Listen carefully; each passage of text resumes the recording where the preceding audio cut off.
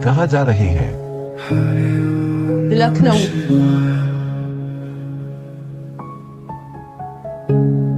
लखनऊ के प्रसिद्ध मंदिर मां चंद्रिका देवी मंदिर, हनुमंत धाम मंदिर, मनकामेश्वर महादेव मंदिर, वेंकटेश्वर महादेव मंदिर, हनुमान सेतु, कोनेश्वर मंदिर, अलीगंज हनुमान मंदिर और बुद्धेश्वर महादेव मंदिर हैं।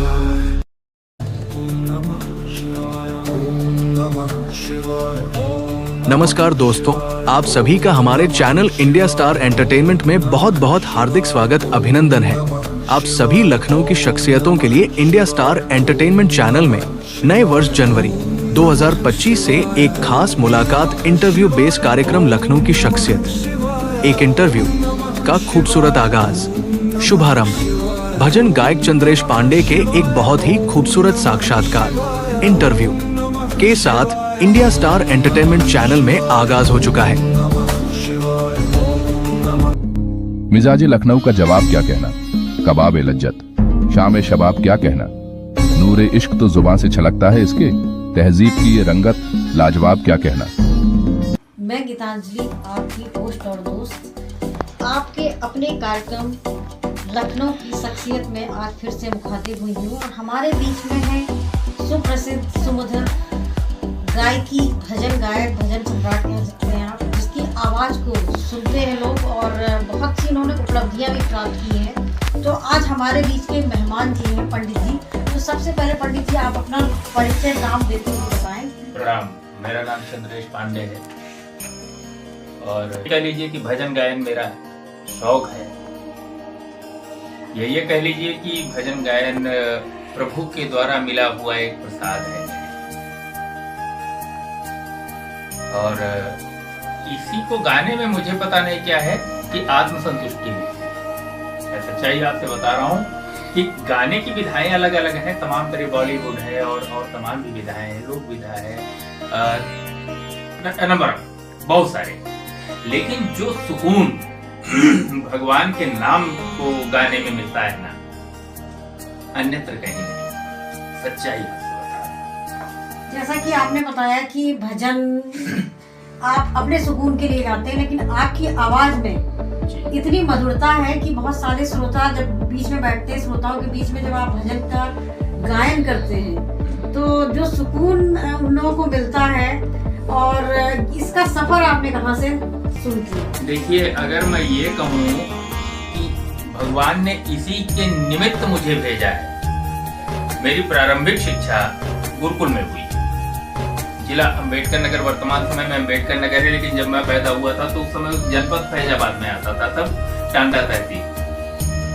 तो मेरे पिताजी के मामा जी, मेरे बाबा जी, वो गीत संगीत के बड़े प्रेमी थे, बहुत शौकीन थे, बहुत ही, और उनका खुद गायन और वादन निसंदेह लाजवाब था, कोई दो राय नहीं। बाबा जी की प्रेरणा और गांव का माहौल, गांव में इसको एक तरीके से संगीत को उस समय हमारे बचपने में किसी अपराध से कम नहीं समझा जाता था, लेकिन उनकी प्रेरणा, उनका मार्गदर्शन और गुणीजनों का प्रोत्साहन, हमारे यहाँ पिताजी माताजी का प्रोत्साहन, सभी अपने स्वजनों का प्रोत्साहन मिला और तो उसके ऊपर प्रभु की कृपा है।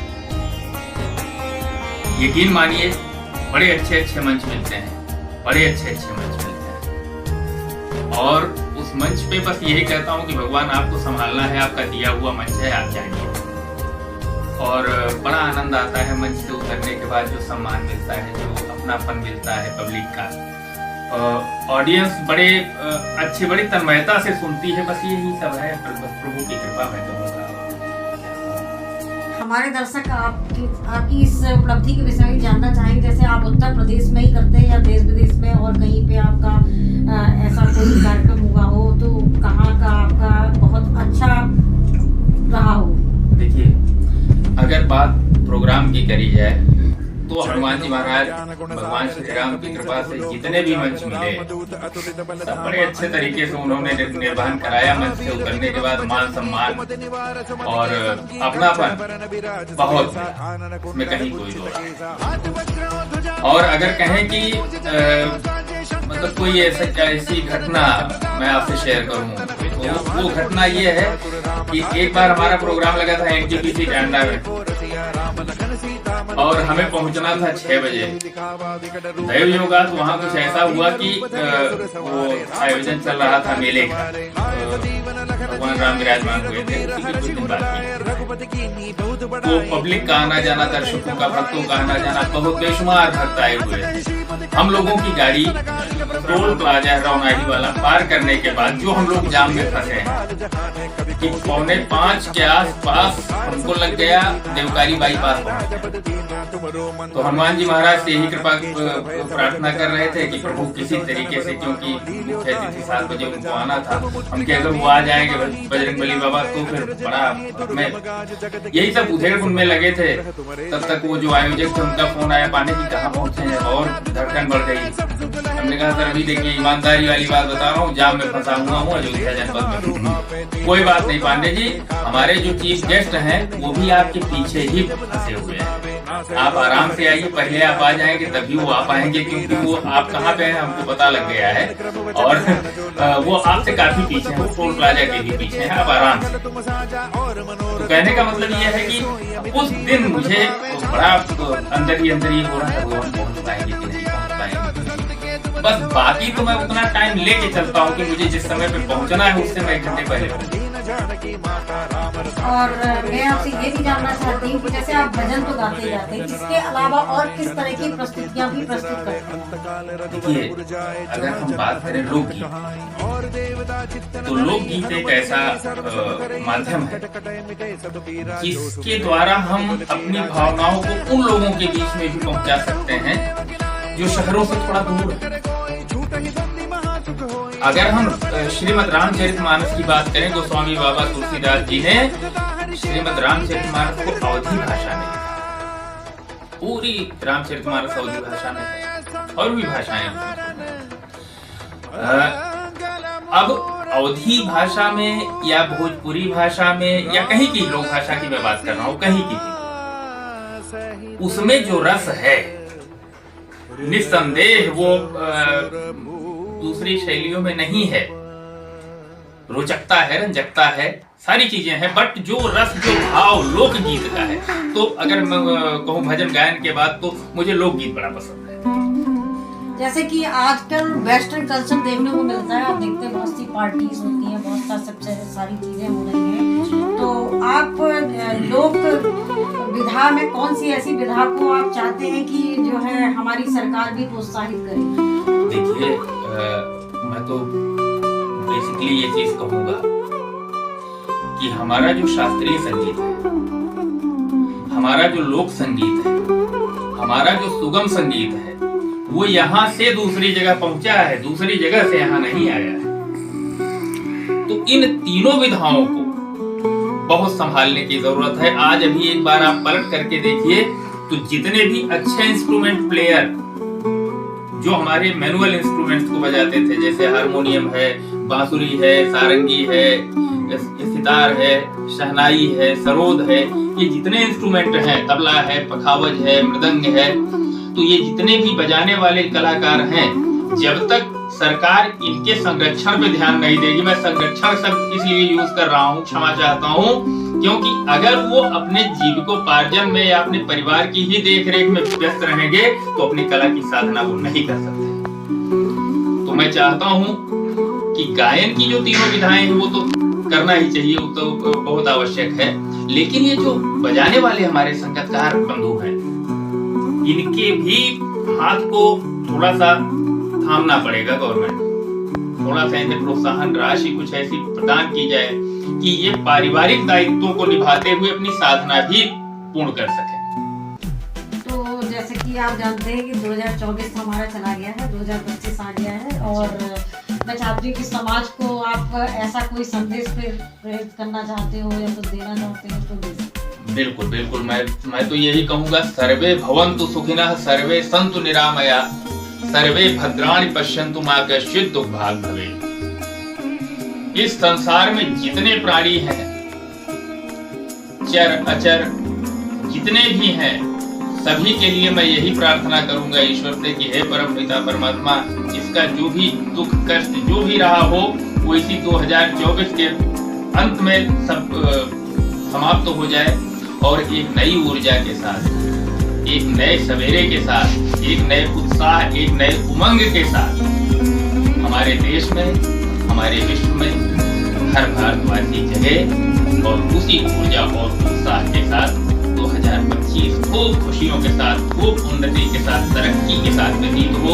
हमारे देश का नाम हो, हमारा देश विश्व गुरु बने, विश्व पटल पे नाम अंकित है और प्रथम स्थान पे जिसको विश्व गुरु का दर्जा दिया जाता है, हमारा देश विश्व गुरु बने। हमारे देश की समस्त परंपराओं का अनुकरण पूरे विश्व में सारे देश करें, यही हमारी प्रार्थना है। जय श्री राम, जय श्री राम।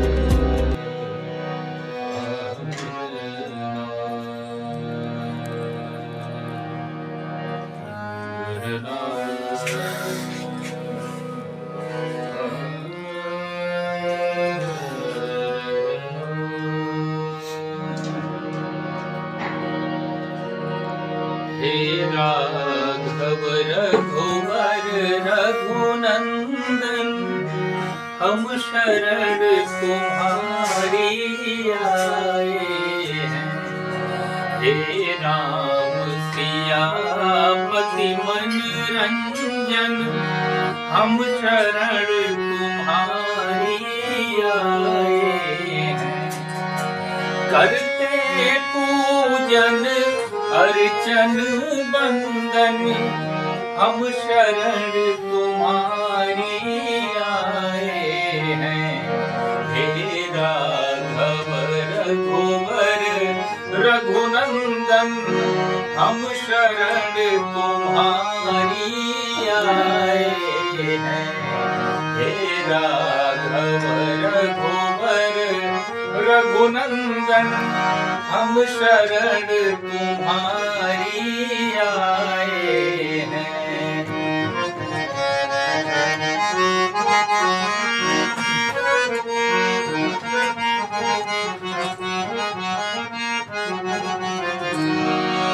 लेकर रोली अक्षत चंदन, है भाव भक्ति से भरे नयन।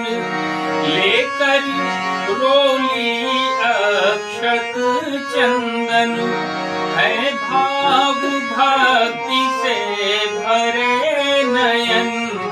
चरणों में चढ़ाने भाव सुमन, चरणों में चढ़ाने भाव सुमन, हम शरण तुम्हारी आए हैं। हे राघव रघुवर रघुनंदन, हम शरण तुम्हारी आए हैं। जैसा कि आप सभी दर्शक लोग जानते हैं कि हमारे बीच में भजन गायक पंडित जी थे, तो इसके समाप्ति के बाद में हम लोग फिर आगे और चलते हैं, फिर एक नई शख्सियत के साथ मिलते हैं। नमस्कार। लखनऊ की शख्सियत एक इंटरव्यू कार्यक्रम में लखनऊ की ऐसी शख्सियतें भाग ले सकती है जिसने किसी भी विधा ने नवाबों के शहर लखनऊ शहर में अपने कार्य, मेहनत, लगन से एक अलग पहचान बनाई है।